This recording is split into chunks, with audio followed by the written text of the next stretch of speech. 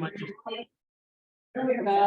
Paul, we have recording in progress. Can you hear me? Yes.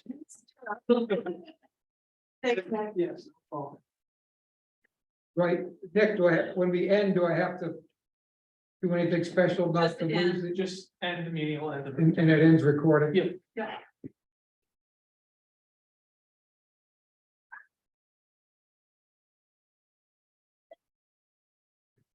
We have Paul Feinberg and Mike Carino in, waiting for Lenny and Mike Barrett.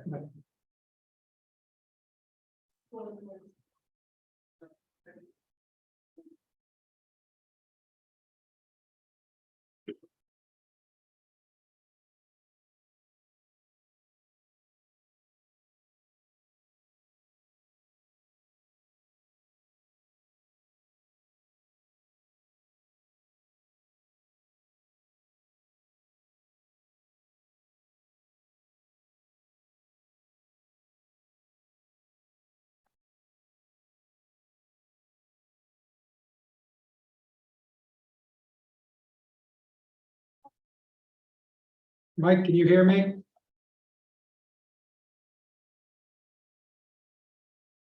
Yes, I can hear you. Okay, Thanks. good. You too, Paul? We're just waiting for Lenny Wright and Mike Barrett. Mike, I think Lenny's gonna come in person and Mike will be calling in at some point. He's on his way back from Massachusetts. Yeah, thanks for putting the Zoom together.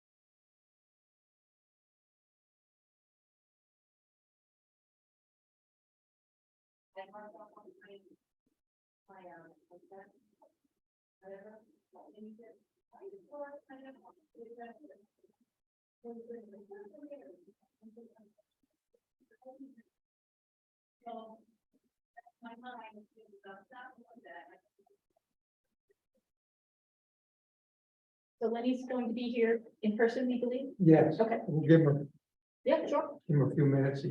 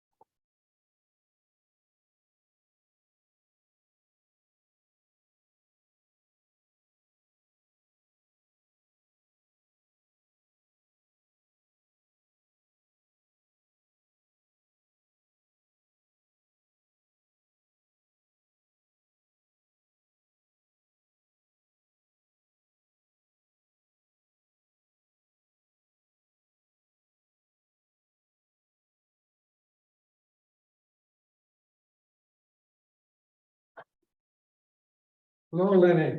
Hello, sorry, No problem. had another meeting. How are you? Hey, thank you. Sorry to keep my emails kind of, Oh, okay, yeah. right. I think we'll, I could spell. Yeah. All that. That's-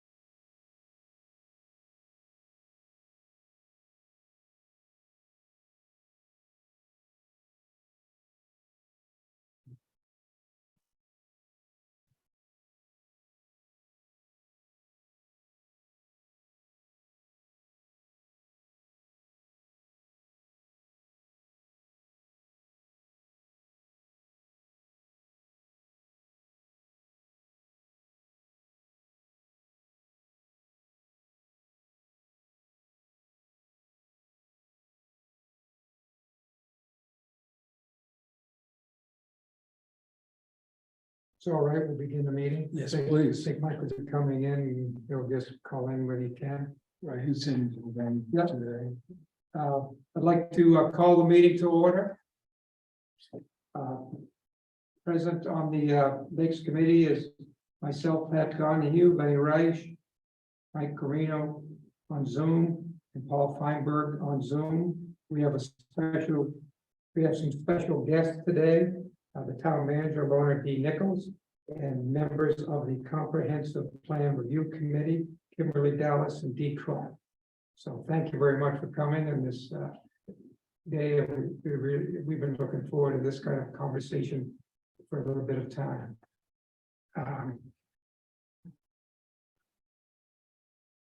Top of the agenda was a discussion with members of the Comprehensive Review Committee, which I'm also a member of. And it's concerning the recommendations in Belgrade's 1998 and 2013 comprehensive plans, which has a priority item that Belgrade should form a conservation committee.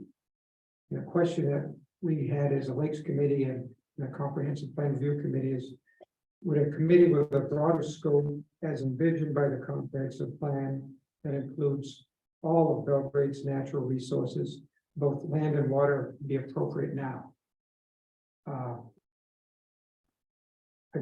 I sent around the copy to everybody of the Town of Belgrade 2013 comprehensive plan update. I went through and highlighted sections that were either referred to a committee that was a conservation committee, or had information that lead us that way, that's something we should do. What I'd like to do is just kind of walk you through those recommendations. We can talk about them to get started, and then we can just open it up to questions and answers and what we think we need to do. Can everybody hear me all right? Okay. You guys have this? I sent it to Paul and Mike. I do. Got it in front of me. Okay, what we're gonna do is just kind of walk through that. And, you know, the highlighted sections, and it kind of gives us some rationale why a conservation committee was needed. And I think it gives us a lot of information that if we wanted to form one, what would the scope of its charter be? In the first section was the land use plan. This is a part of the comprehensive plan, and it was required as an element of comprehensive planning. The plan developed by the land use subcommittee was based on existing development patterns and constraints. It suggested patterns for development of Belgrade's land area that recognize established uses, expected trends, characteristics of the land, natural and legal constraints, and public opinion. The town consists of both growth areas and rural areas.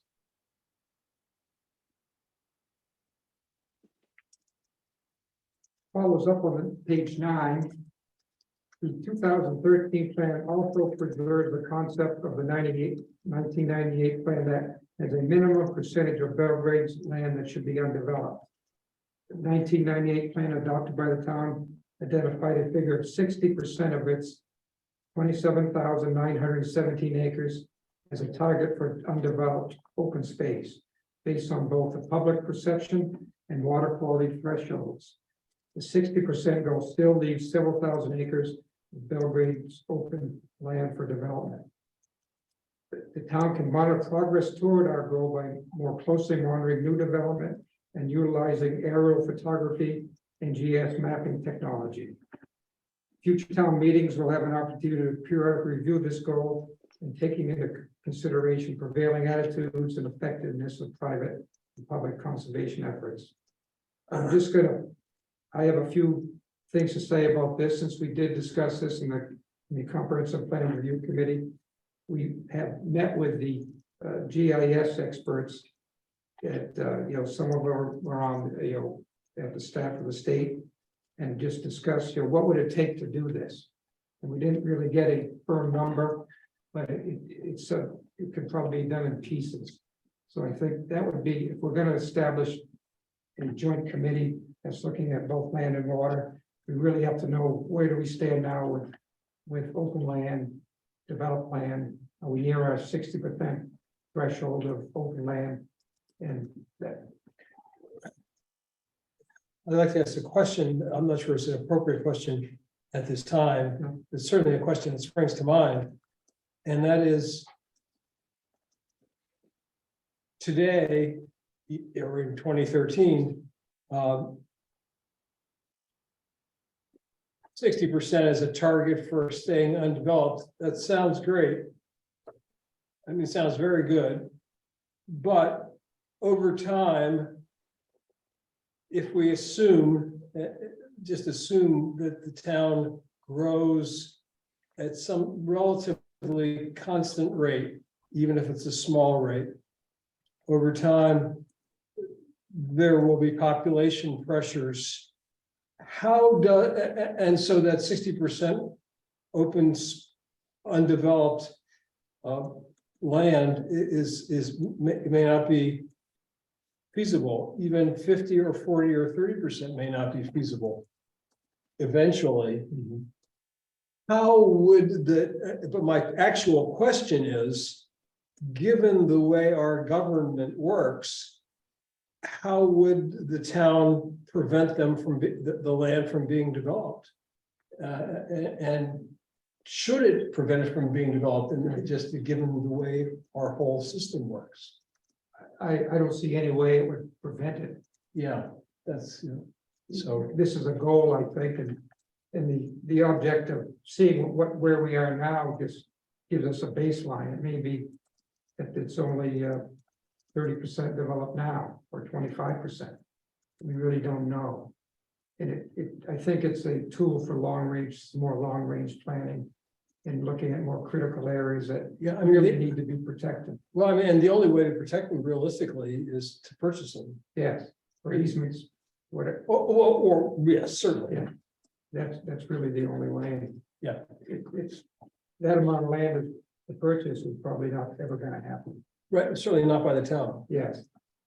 And it couldn't happen. It's just, but these goals were set, and that's what you have to Sure. see. I mean, I think it's a fine idea to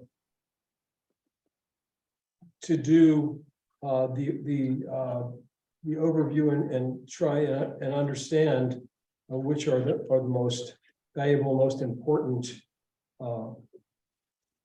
parcels of land and why. But in terms of the town coming forward and the committee coming forward and saying we want to keep this percentage undeveloped, it seems just unrealistic.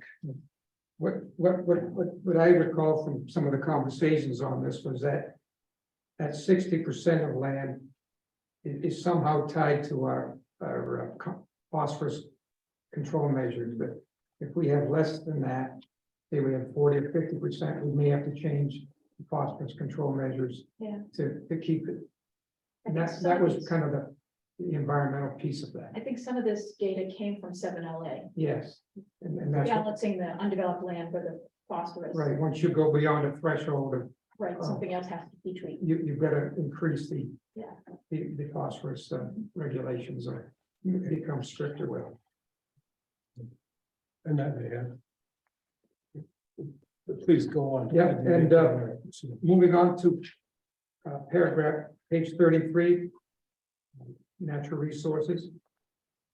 Again, I just was picking out things that were that tied the the natural assets of the town begin with the backbone of the land. The capability of the land to support environmental assets as well as development is an important factor in planning.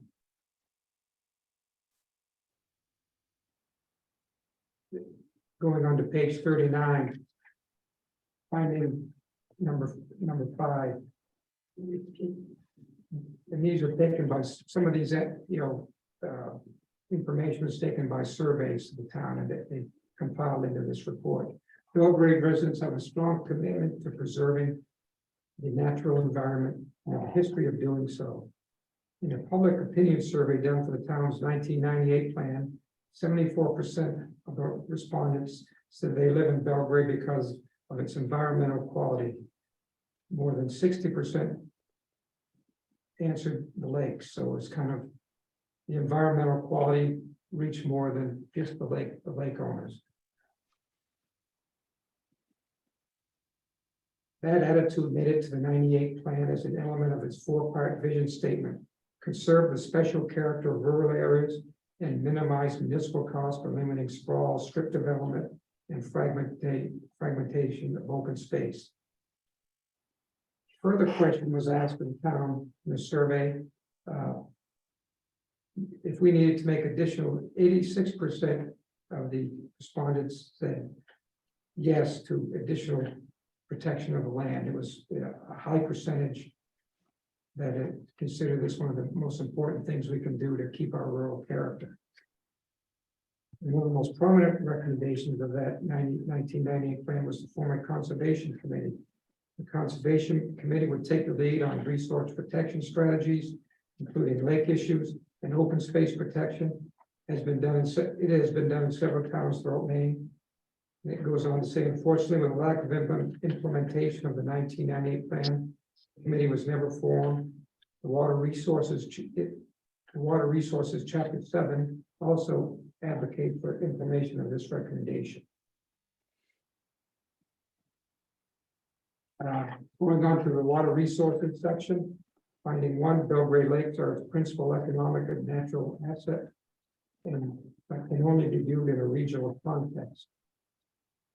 Goes on to page 49, recommended actions to protect our resources. Belgrade's vision is that it will be a place with clean, clear, beautiful lakes and streams with natural clearing wooded shorelines, where the community understands and appreciates the tremendous value of its resources, and landowners are willing to work together with the town to protect these resources.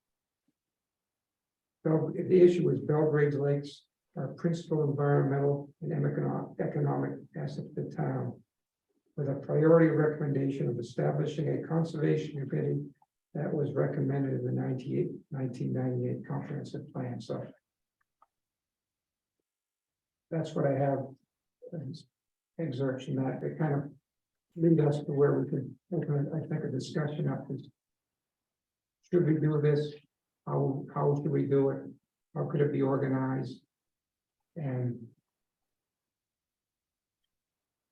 any thoughts, Mike, Paul? Well, you pointed us to the statute which provides for a conservation commission. I didn't realize that there was a state statute. And Lenny, in his quick research the last time we met, referred us to the Manchester Conservation Committee. Conservation Commission. So I think the first question is the distinction between a commission and a committee and the different powers. But there is a state statute and what is the handbook? Yes, The handbook, it deals with a commission, right? commission, that's, it's as Lenny put it, that's a conservation committee on steroids.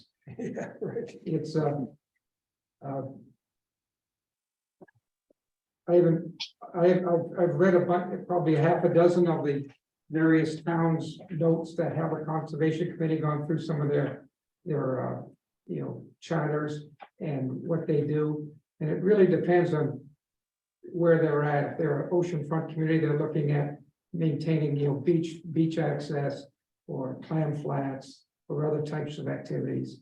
In the mountain areas, in Bridgeton in there, which is similar to us, they've got both lakes and land, forestry. So they're all really different. Some of them own the land themselves as a committee, as a town, and then so they steward them. So it's quite a variety of uses. In looking through them, I'm not sure we need to go to that route. We might be able to just stay within the town committees to do what we need to do. Which would be You start with a committee. with But a committee rather than try to. Which I think we could do a lot easier than a conservation. Commission. Which is, state governance. It's probably doing a lot of the same things, but I think we can accomplish it within our own committees here. Just like we do the Lakes Committee, the Planning Board, all those operated independently. Yeah. It'd probably be easier to get it through the select board if we just did it I'm sure. as it was written in this comprehensive plan as a committee. it would seem to me to sort of go to Lenny's point that I think he was leading to is what authority or power would this committee have? And it seems to be at this point, it would only be advisory the way the Lake Committee is. But to clarify, at least my thinking is that, you could, if legally you can deal with land and you can down zone land, and it's all done through the zoning bylaw, and it's a political decision of how much you want to limit development in land. And so I'm interested in how much the public, the high percentages of the public who want to preserve the land. But, and that's the frustration, I think, to having a committee with little power. You've got to, I guess, advise the select board to go through a bylaw to give us power to be able to start dealing. You can have conservation areas, you can do studies, we could determine what the critical environmental areas are and then recommend restrictions on development in those areas, the areas that would lead to greater runoff in the watershed. So I'm all for it. And it sounds as an exciting project. Because the last thing I want to do is to try and increase in any way deal with allowing more phosphorus in the lake. Exactly. So that's one thought. The other sort of practical thought is how much of this is being done already by Seven Lakes? And how much would this be a duplicity of their effort? Duplication. I'm on the land committee of Seven Lakes, so and I've been doing that probably for 20 years with BRCA, and I think I would leave most of that in their power because they've got the funding. It takes an awful lot of research and skill to put together a conservation easement or raise hundreds of thousands of dollars to put this land. They have the ability not only to use donors, but other agencies and funding sources to do that. Ideally, they're a great partner to have. And if we could find places that had willing sellers that met this criteria, we could be part of that program of getting it together with them. They've been very successful in the last 2 or 3 years with land acquisition and especially easement acquisition. And you can improve and get more sellers willing to do easements if you've got a good track record like they do now. And it's really been impressive what's happened the last couple of years. So I'm sure we could work with them.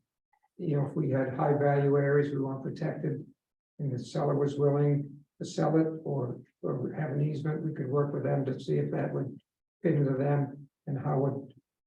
I don't know how we would be in the role of, we would probably not be in the role of ownership, or we could be part of the easement holder. It's pretty creative how this stuff can get done based on the, and there are a number of ones in play already with Seven Lakes now in Belgrade that, could come forth. That would be right up on the alley. But one big difference with Seven Lakes is that Seven Lakes doesn't do it from the perspective of looking at the larger landscape and identifying critical areas and then going after properties within the areas. They largely, not entirely, kind of wait for potential sellers or folks who are interested in putting on easements to come to them. Or for people who are aware of owners who are interested in that to sort of come to them. So they're much more opportunistic that way. The success rate is of course much higher when they do it like that. They're two really very different approaches, and I think the Conservation Committee would obviously take the former approach. And then in identifying places that needed to be conserved, protected, would perhaps approach owners, and if something could be worked out, possibly talk to Seven Lakes. Seven Lakes has certain criteria of properties that they will and will not be involved with that may or may not be consonant with what this committee would be interested in. For example, recreational value is one of their values, and they have 7 or 8 different values. Whether or not it ties in with other properties that they already have is one of their values. And again, that might not have anything to do with what a conservation committee would be interested in. So there are possibilities certainly for working with Seven Lakes Alliance, but it wouldn't be something that you could depend upon. Right, they do have a hub strategy, which is they've looked at the whole watershed, the Belgrade Lakes watershed, all 180 square miles of it, and they've identified what they call a hub, and that's a contiguous piece of land that is valuable for. This is Mike. Hello, Mike. I thought he was already in. You're in. The hub strategy just targets, large pieces of land that may be owned by half a dozen owners. It's critical. Either they could be for conservation, for reasons of wetlands, reasons of wildlife corridors. So we do have that. But Lenny's right. It generally works down to being more opportunist, because when sellers come to them or for easements or outright sale, it's a lot easier. They really haven't gone out and looked at all these hubs and contacted the owners and seeing if they would like to sell or interested or would like an easement. We're not at that stage yet. So it's more of an opportunistic one for, Has the Seven Lakes Alliance, as you said, they looked over all those square miles? Yeah. Did they identify vernal pools and all of the other, critical areas for conservation? Or I is that don't know if they've got, that's part of a, when a project comes online, that's when that work goes in, environmental studies, and they bring in other experts too from the state DEP to look at vernal pools, which are mostly mapped, a large one. But it's quite a process once you once they start looking into it to determine what they have there, what the ecological values, wildlife, botany and so forth. But there's no they've identified, but there's no particular strategy to, Right, because it, but the laws of, for instance, being 250 feet back from a vernal pool, so many feet back from a stream, and so many feet back from a lake. If you take that out, what is the percentage of buildable property in Maine to begin with? Do we know that? I don't know, Yeah. Because that's already legally protected. right, some of it, you could see on some of the land use maps of Belgrade, they show wetlands and so resource protection Right, areas that are, you have to, are already protected. yeah, that's good. Just like the lake, the 100 feet from the lake has certain protections, you've got this, and I think those maps outside there have them. But there are probably other areas that have not been identified as that. Right. Is that what you're saying, that the conservation committee would be? Not necessarily, it would be, two facets, one, looking at that, looking at water quality, like we do as a Lakes Committee, and all the issues were there, which are numerous. And we found that we were getting into some more land issues, because they're all merged, whether it's code enforcement of the shoreline zone, maintenance of town roads that are, to make sure they're not, getting more dirt in the lake because they're not doing the roads right, or doing the ditching right and that stuff.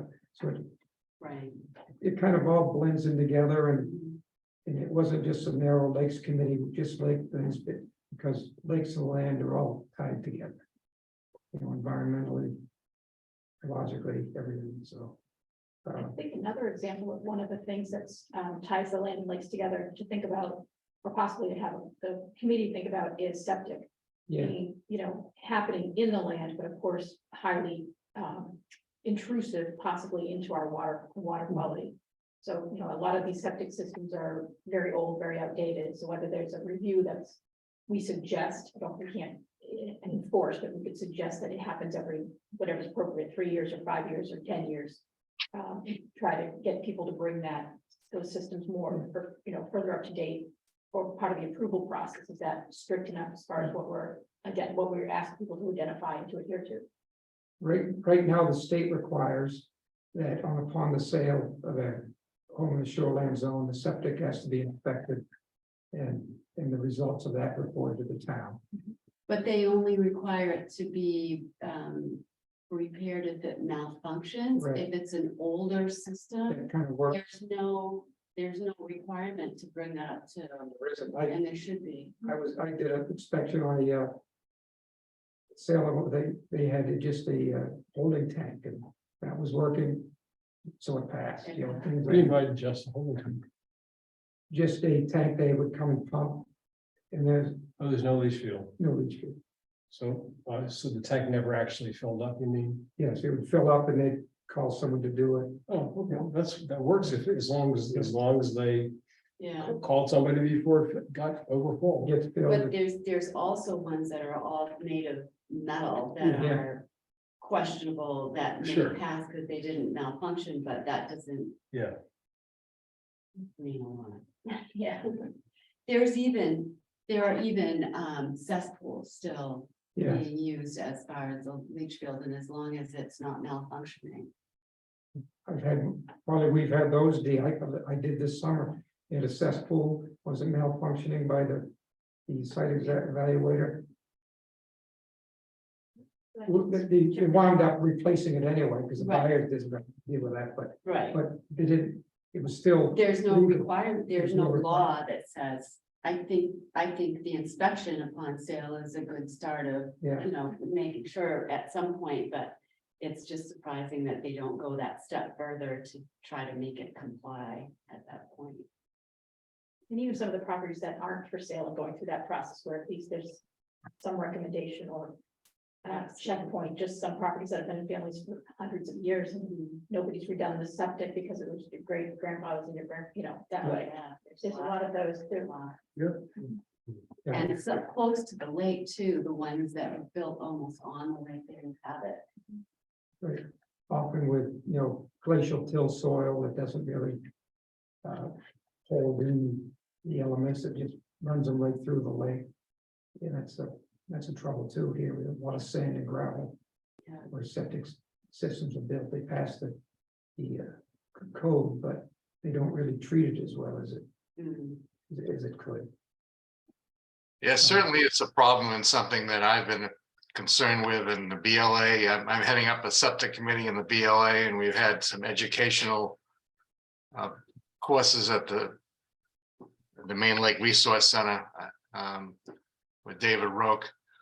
But I think the issue is how serious is septic, and some of the sciences are telling us that the septic issue is not that great.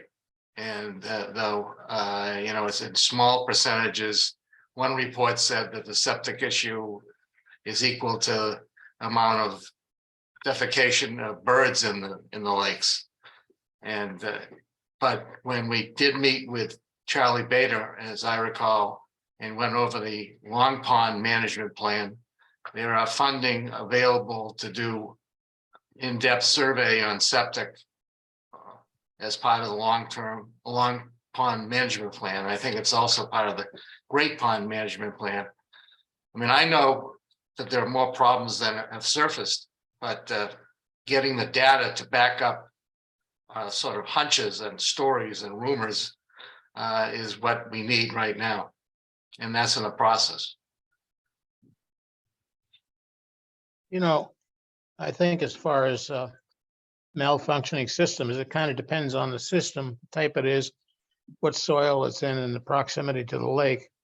And I think cesspools, I question whether they can malfunction unless they're in a pocket of clay or something, some impervious material.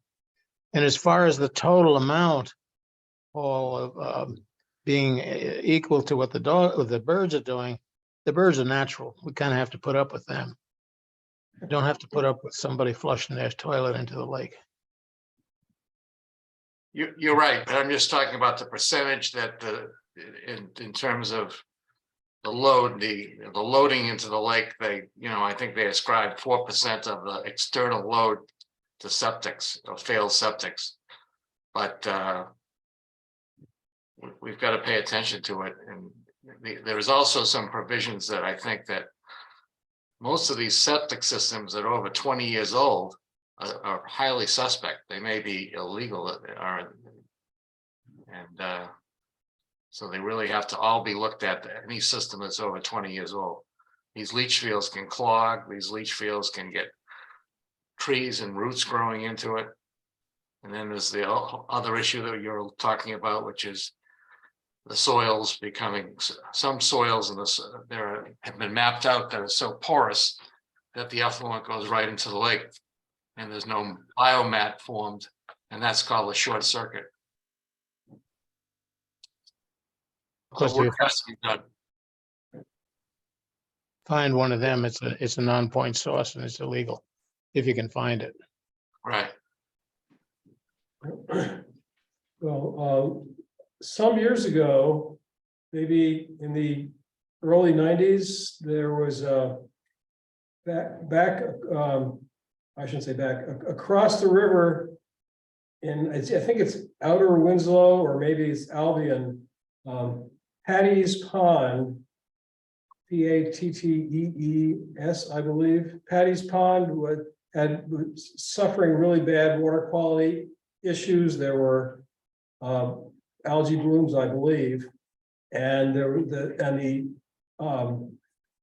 the septic systems, for whatever reason, were suspect.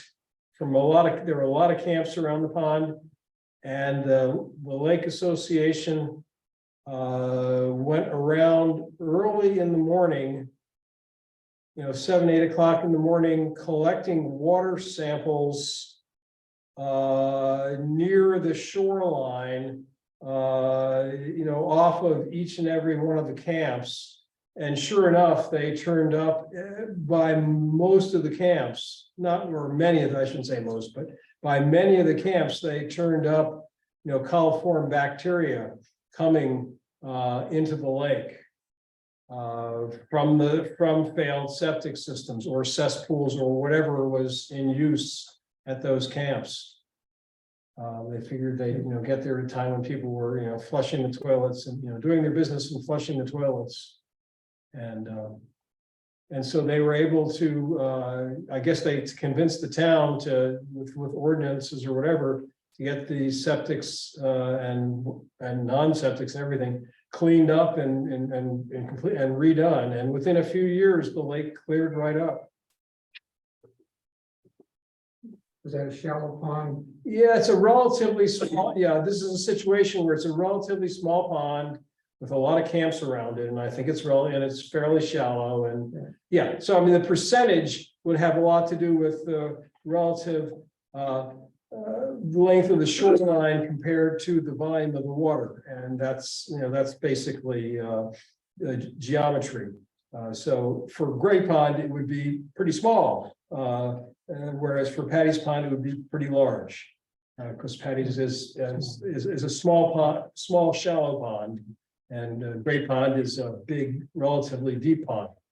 So Did they require, each individual homeowner to do their own inspection, the cost of that, or how did they go about it, and who funded that would be. it's been so long ago, I don't remember. It was just in the Waterville Sentinel, it was just in the local newspaper.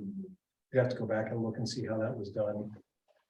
Yeah, It's just like I said, it's So just 30 years ago.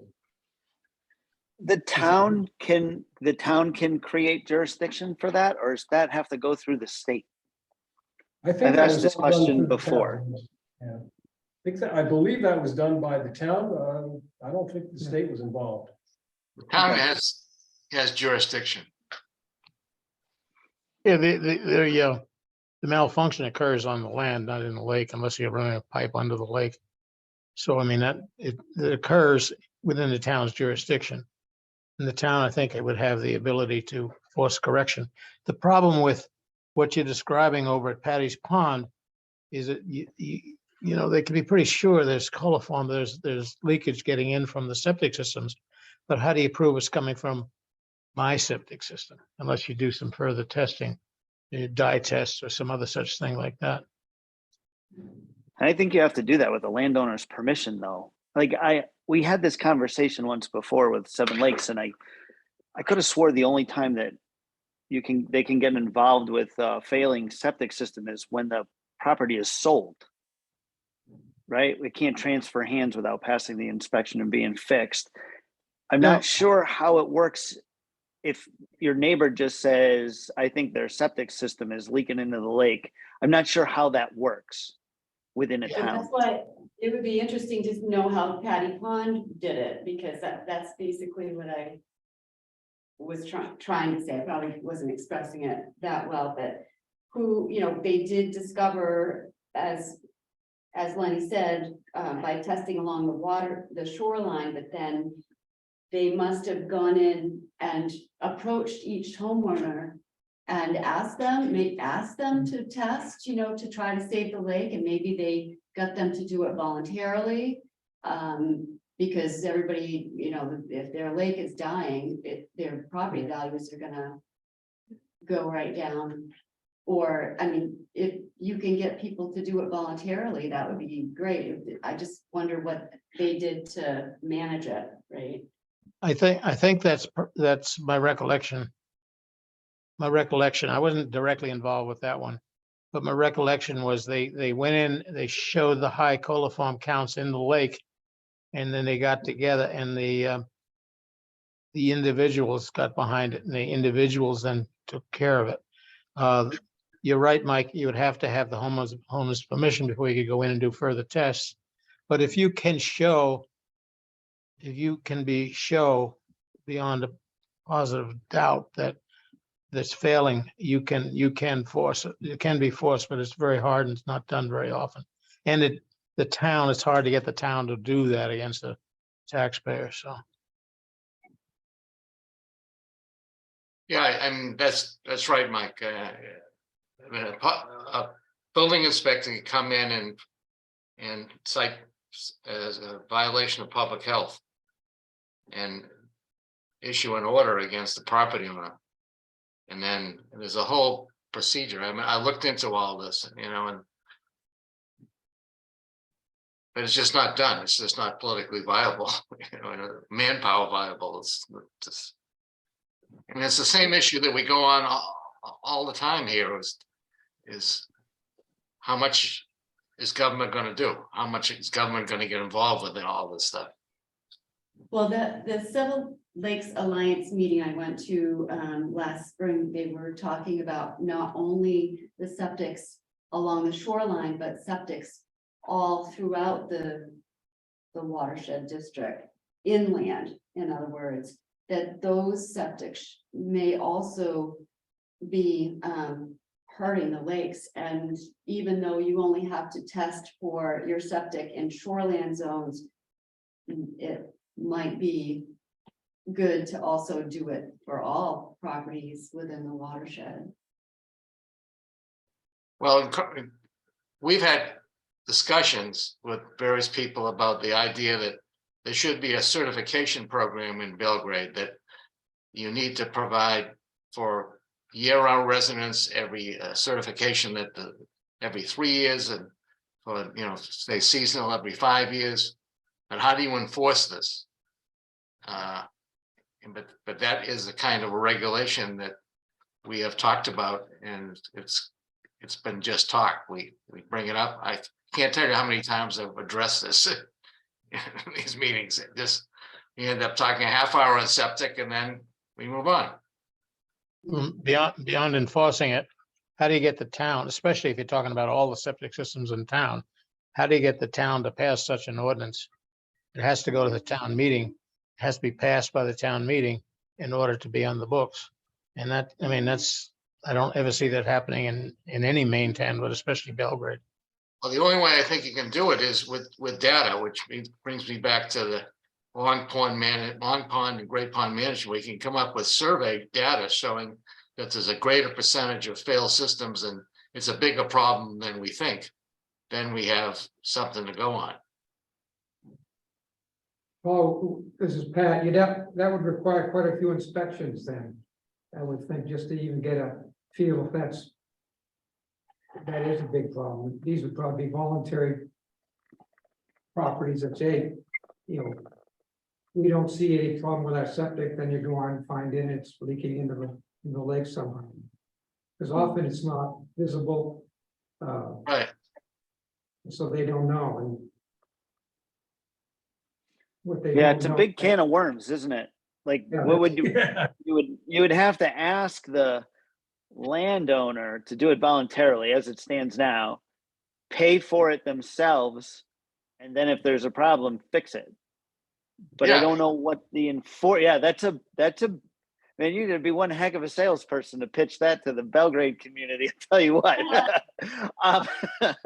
But even Barrett couldn't get that through. But the concept is good. Get back onto the manufacturer. Why don't we continue with the the new business we have with the Land and Lakes. Any other thoughts on that? We've kind of bounced around with a bunch of topics here, but it comes down to, is this way we should go forward together, because the lakes and the land are tied together. A lot of the things we want to do with assessing the land is going to require coordination with the towns. Just the GIS is a big job with, aircraft flying and documenting and putting them by tax map. So that would be a big first step to really show how much land is open, where it is, what percentage are we of that 60%. We could document that. I think it's a great idea. Are you thinking that the Lakes Association would become the Conservation Committee? What are your thoughts? Or the, whatever you want to call it, Land and Lakes Committee? So just add land to it. Is that what you're thinking? If it's going to have any regulatory authority, it's got to be a municipal organization. It can't be the Belgrade Lakes Association or Seven Lakes. Oh, it'd be the Lakes Committee would have a bigger charter, would be a new name. So it included land and lakes. And it would consist of what we already have as lakes and anything identified, we would identify as a responsibility with land. But would it be advisory as the current committee is, or would it have some other authority? Would suggest start out advisory. Again, Just as we are now, you know, if we make a good case, we've been fortunate enough to get things done with the moorings committee and some of those things, so it's. Well, but you're suggesting a conservation committee, and let's be clear here. I mean, the whole point of this, I assume, is to satisfy the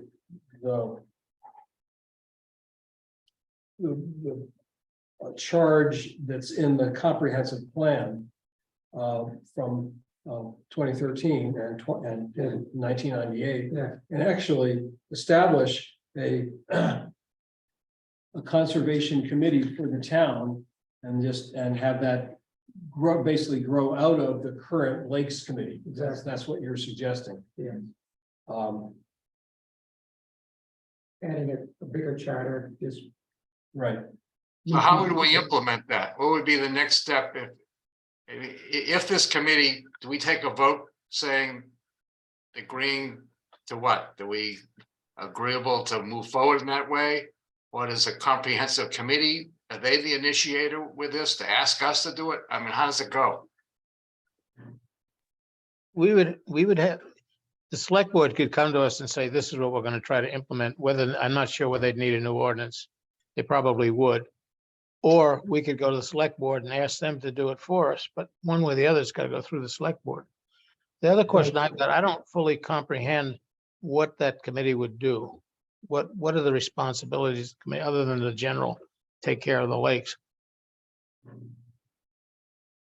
Might give you some of those, initiate some of the other things. I would start with trying to GIS. Getting a handle on that, see what we could do about beginning that, how it would be funded, what would the scope of work would be. That's a big piece that's already been identified here that needs to be done. And that was a long topic with our committee, the comprehensive plan review committee with on that is really a piece we need to get done. And in order, And what that involves, just basically doing a geological mapping of a geological in the full sense of the term, GIS mapping of the entire town. entire town. Okay. Excluding the waters of the land. for the Just the entire land town. that fly over, as I recall, and they, would try to make, when you're flying over, be able to imprint that, kind of digitize the tax map, so this is map 5, lot 6. So you have a way to, a reference point. And what it would show is just vegetated and non-vegetated areas, pretty much, impervious areas. What you're looking for is impervious versus pervious land. And then you make a calculation of how many acres to be surveyed, how much is impervious, and that'll give us where we are against that 60%. And where they are. Anybody looks on Google Earth, you could see it, but this would be one that was just tailored to this with more specific, tasks to do. That would be a good first step, I think. And then- Might that be in the purview of the Lake Committee? Couldn't we go to the select board and say, our job is dealing with the quality of water in the lake. We've read the comprehensive plan. It's key that land be developed only 60% be, only 40% be developed and 60% be undeveloped. So we need the data, and as a lake committee to go to the select board and ask them to, I don't know, fund this process. I mean, we could initiate that as a lake committee, couldn't we? We can go to the select board at any time with recommendations. We're gonna have to have some pretty good data though to get them to go along with this. That survey you're talking about, Pat, that almost would have to be done by an outside Yeah, outfit. KV. That'd be expensive. The one we, I think, don't we already have some commitment from KV Cog for certain time or effort? I'm not sure how that's wound up for the town. yes, I don't know where we left it, but they spent a lot of time on that particular topic and what it would entail to do it. That I didn't recall any costs or how that would be paid, where there was grants for that. I think, Paul, we're gonna, if we remain a Lakes Committee only, we're gonna bump into a lot of places where we're, I think, stepping over just the lakes. This could be a reason to expand the committee, to say really it involves just being a lake committee is self-limiting, and we should, I mean, I'm just looking for a way to go and expand ourselves to the land and Yeah, I think making the case for, we would make a case to the select board with, these items and others that I'm not thinking we do that today or tomorrow, but get together and kind of get a real plan together. So when they come up, we go before them, these are the tasks we want to do, this is why, this is the situation. We've seen it in the 2 years we've been on the Lakes Committee, we're getting all the calls on, from shoreline zoning violations to tree cutting, to moorings, to land use disturbance in the shoreline zone. Some of these are definitely due to what would be a select board issues or planning board, but we seem to be a source where people want to come to with these questions. And I think if we have the land piece tied to us from the beginning, it's going to be a lot easier to move forward stuff with the select board and the townspeople. How we word that, I'm not sure. Or we would have to write, amend our charter. Mhm. That's It what does seem like Mary- kind of a good fit though, doesn't it? It does. Mary Vogel, was one of the members of, she's the town clerk and also was a member of the comprehensive plan review committee for years. And she was very enthusiastic about this type of creating a new group, from the Lakes Committee to expand it. She thought it could be done by, what we just talked about, just saying, this is what we're going to do as a new committee, whether it would have a new name, and bring that, what we think, to the select board and make our case. I think we should do that. We go to the select board, we need to know, and I think we need to know in writing what it is this group is going to do. What are we asking them for? Just a name? We want to be able to do something, accomplish something. So what is Expand our scope of what we're involved with. The lakes, it's pretty specific. If we bring in land, it's going to be open. We could take what's said in the comprehensive plan review committees, as their recommendations, and work through it so we have something that really has some meat to it, but not so much minutia that the select board is gonna, we're not gonna approve it. But I think a broad scope, because we're gonna see stuff from all corners of town wanting to, get involved with this. Could be people want more hunting rights, could be trails, could be you know, you name it, it'll come to us, Could be more public access land. public access land. Yeah. You know, things like that, you know, we've early on, we were asked about getting more, public access in Belgrade's Lakes for the public. Right now, there's only a couple. It's- Most of the townspeople have no lake access. And it's a very small group that owns it, and many of them aren't even residents. And so it's a big outreach. I think with a new committee, we can have more outreach. Get involved with the recreation committees here who have, you know, would like some trails done. They don't know how to get that done. There's some town land that some could be built on over by the transfer station. So if we have a little bit more scope in our mission, we'll be able to accommodate this, and things will come to us. I assure you. During one of our most recent meetings for the comprehensive plan committee, Mary joined us. And one of the things that she suggested that we work to create bylaws for this new committee or expanded Yeah. committee, whatever you'd like to call it. Even though they wouldn't be approved bylaws, but to really have something on paper organized to present to the select board to say, these are our thoughts, this is what we hope to accomplish. And put that in front of the select board to get their feedback and hopefully for them to be enthusiastic and decide that this is a good determination to increase the scope of the Lakes Committee. That might be a good step in order to kind of give the select board something that's organized in writing in front of them.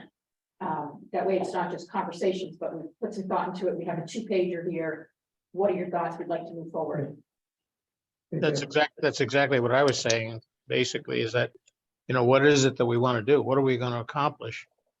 You're calling them bylaws, I'll call them accomplishments, whatever. But we need to go and tell them what it's all about. We can't just say we need to change the name and expand the reach of the group. But I think we have the information in the comprehensive plan update that Pat was reading from, and I'm thinking about how we did this before. Mike did a draft and we had bullet points on expanding the building commissioner's hours. Can we maybe do a joint letter from us and the comprehensive plan committee? And but can we maybe assign somebody to and jointly to do a draft with, say, us and Kim, or who else, Kimberly, you want to do it with? I'd like to move this along. We spend, you know, an hour at this now, and what can we do to start the next step? I think that's right, Paul, just that we get a draft together of new bylaws for our next meeting. And then send it out. No, this would this need to go to the voters to be approved? How does that? I don't know if it could just be done by select board. If it's gonna, if an ordinance is required, Pat, it has to go to the town. Otherwise, the select board could extend the committee and all, but. And again, it depends what they want to do. If we want to have certain authority, if we want to spend money, especially the kind of money that we're talking about, that would likely have to go to the voters in form of the budget. Have to be Right. the budget. Well, yeah, I don't think we'd spend money right off the bat, but just in terms of forming this committee, if it's just kind of an upgrade of the Lakes Committee, so to speak, that wouldn't need to go to the voters. But I don't know. I don't know. Well, Lenny, it didn't have to go when we formed the mooring committee or the lake committee. So Okay, I couldn't remember whether it did or not. That went to the voters because it's an ordinance. no,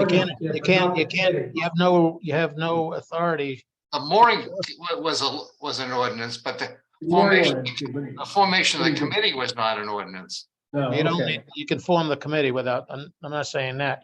I'm just saying, when you get going and you want to implement it, you have to have the ordinance. Sure, but Understand. We could suggest they put like a pilot program together. Let's get the group together, talk and see what we can accomplish. Set up the committee. Well, you Right. also have to consider, I mean, who's going to be on this committee? I mean, the Lakes Committee is kind of portioned among the lake associations and at-large members. What constituencies would be represented in the larger committee? If there are any particular constituencies that should be part of that. I'd like to frankly like to see more at-large members, more plain old Yeah. town people involved than we have now. Yeah, but are there any other specific groups or interests? We've already got representation on the committee of the major groups. You, Paul, Mike. You all, and there's nothing wrong with that, just that you're already you're representing. I'm talking about other groups who'd be more oriented towards the land side, not the water side. Other groups, meaning other committees or just other, There's people. just Well, people in general? Well, yeah, or, I don't mean other committees, I mean other organizations, like, for example, the Snowmobile Club. I'm not advocating for them, don't misunderstand, I'm just throwing that as one possibility. That's actually a good suggestion. Yeah, it is. Well, right. Yeah. I'm just saying, there are just maybe other groups that ought to be on ought to be on that. So that's just something to Right, think right, about. like a mountain bike club or hiking clubs or something, they have people that. Yeah, absolutely, yeah. Hunting clubs, Right. getting a hunters. involved. Snowmobile was a good one. There are a lot of hikers in town. Somebody from the Sportsman's Alliance. I mean, I'm not advocating, I'm just throwing these out as, groups that should have some representation. They're good That's thoughts. ones we really need. Yeah, once you need, both because for their point of view, but also because when it does come time to get to go before the voters, having them there will help getting support. This really goes we're gonna run in, it goes beyond Belgrade. I mean, look at the towns around Great Pond and around Long Pond. We've got several towns involved. And it would be nice at some point, maybe at this early point, to get Rome at least involved, and at least Rome, Mount Vernon, they all contribute to the problem. Right. Problem? Oh, you mean runoff. Well, that's just those lakes. There are other lakes. There are runoff problems in Messalonsky and on Salmon McGraw, which there are other towns as well. Miscellaneous. Yeah, right, Mike Green told me that. As a next step, it looks like we could put a straw man together for what this committee would do, its charge. Other people we should be looking to be invited into it, who would be a part of it, the Snowmobile Club. What do you think about that, Mike? Is it Michael. like either one? Both. No, I think that's a good idea. Keep in mind one thing, on the 19th of this month, which is just a couple of weeks away, I'm going in for surgery. And I will be out of pocket for probably 3 months or more. So I'm not sure how much I can contribute right now. What does out of pocket mean? Unavailable. Oh, incommunicado. Oh, That's government talk. government talk. Unavailable. Okay, I hope that. But I do think that adding does well. people, different constituents to the group is a good idea. I mean, right now, we're pretty lean in the Lakes Committee, and if we expand into a conservation committee, then we'll probably need, I don't know, what about, might be going out on a limb, what about like do we have any major landowners or You've got people like, developers? you do have people like Hammond, and maybe Yeah, Hammond, there's nothing wrong with asking them to join the committee. We may not need the expansion now. Certainly, once we get going, we will. If for no other reason, political reasons, we do not want to appear to be biased. So if you have a good mix, that we can avoid that hopefully avoid that problem. And also possibly the Park and Rec committee? Park and Recs. I mean, I know that's local to Belgrade, but. Oh, still. yeah, absolutely. Yeah, could have the head That's of a good that. thought. Also, Head of look, that. look within the town, see what is already in the town organization. Cemetery, Yeah, well, they're concerned with the land. We don't want to. Where is the town manager, by the way? Did she show up for this meeting?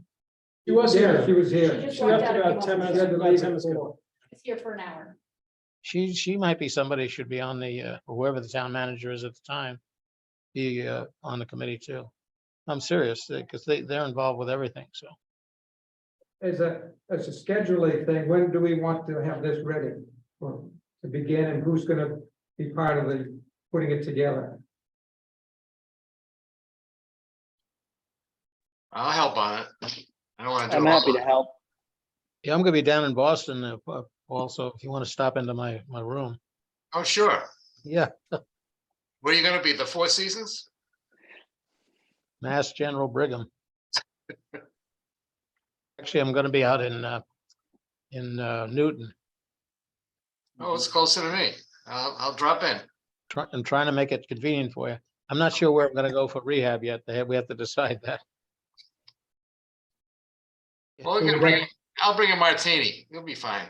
Oh, yeah, that's for sure. That'll help. I'm sure that'll help a lot.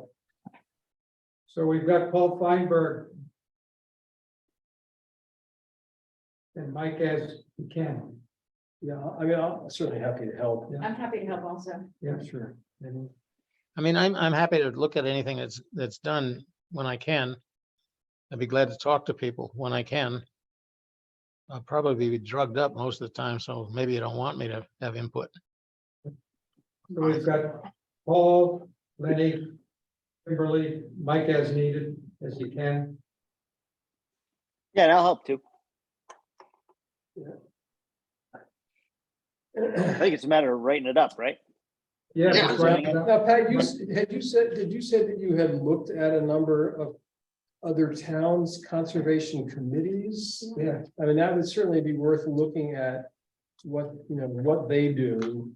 Or if they have charters or bylaws or something, just to try. it is, I think, I looked at about 10 of them. Yeah. Can you shoot Okay, us an email with those? Yeah, I'll send those out to everybody here, yeah, and then that would be we, very helpful. I'll do that, I'll get that this week out to everybody. Yeah, to the extent that we can see what they're doing. And I read through a lot of the minutes, so you get the nitty gritty of, right, the discussions and what they're doing, so I'll send that out and we should have when would our goal be to have these bylaws, a draft of that? Would that be before our next meeting in January, That might be. Got or? Well, Can we bump that out a little longer? The next like 5 weeks are gonna be a little Yeah, nuts. let's move the meeting. Second week of January? February, I think February is probably more realistic. yeah, I think so. You're not looking to celebrate Christmas or anything, are you, Mike? Yeah, right? why don't we? Do you like we'll to have our give next presents? meeting in February, and we'll, in between then, we'll email and work forms and stuff together to get It a seems draft like a going. good plan, yeah. So that's February 1st is the next Lakes. It's the first Wednesday in February. It sounds like someone says it's the first. So, right? Yes. Yeah, February 1st. Okay, February First. 1st. That seems reasonable. good.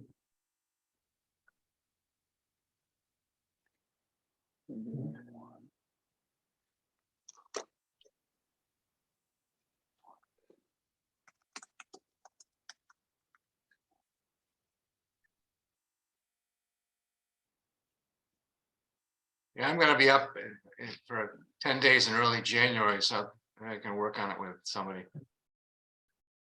I'll be around. I'll be around. I'm around also.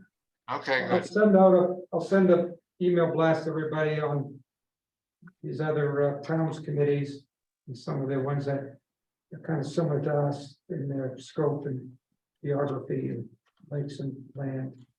And along with some of their minutes and the link to their websites. That's good. Yes, that'd be very helpful. We can kind of get, it's a lot easier to take a look and pick and choose, so I'll do that right off. Any more discussion on this item? No, No, Are we ready to move back to old business? Consideration of September 7th and November 2nd minutes. Can I just interrupt for a second? So we post at 4:30. So, but if you're gonna be here. We're we can- almost done. We're just about, Okay, we're just but about. we can lock you in. So I. just Lock us in, wanted to that let sounds you like a know. great idea. What's that? Sounds like a great idea that you're gonna lock us in. Oh, yeah, yes. And don't worry, you'll be back to unlock it, to unlock tomorrow morning, so. Okay. Don't worry. Yeah. All right, just wanted to give you a heads up. Paul, thank you for Bureaucrats. putting those minutes together.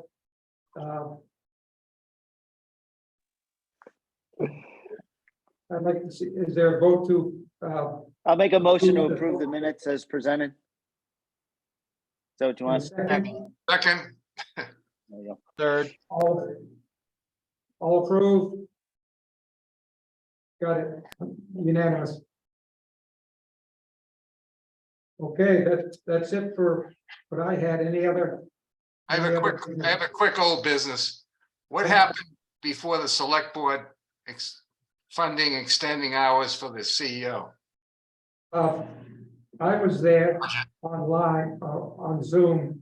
It was basically a kind of a rambling discussion, and they did not come to any decision. Right, yeah.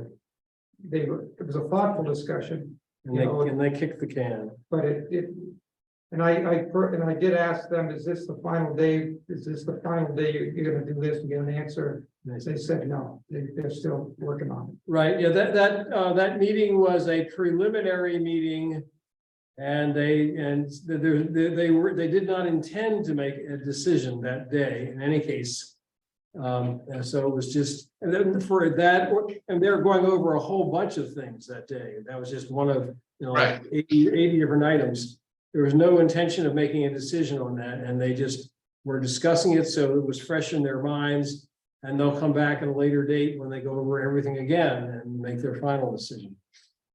Because they have to kind of weigh different things against each other, it's, in terms of the dollars, it's kind of a zero-sum game, something close to it. Is that decision part of your budget decision for your? Yeah, we're talking budget, yes. Okay, thank you. Okay, well, thank you all. Thank you. Hope your surgery goes well, Michael. Yeah. Yep. Yeah, Good luck, well, Mike. thank you, Mike. Good luck, Michael. Right, Mike. Okay, signing out. Where you gonna be? have a nice. 19th is a lucky day, Michael.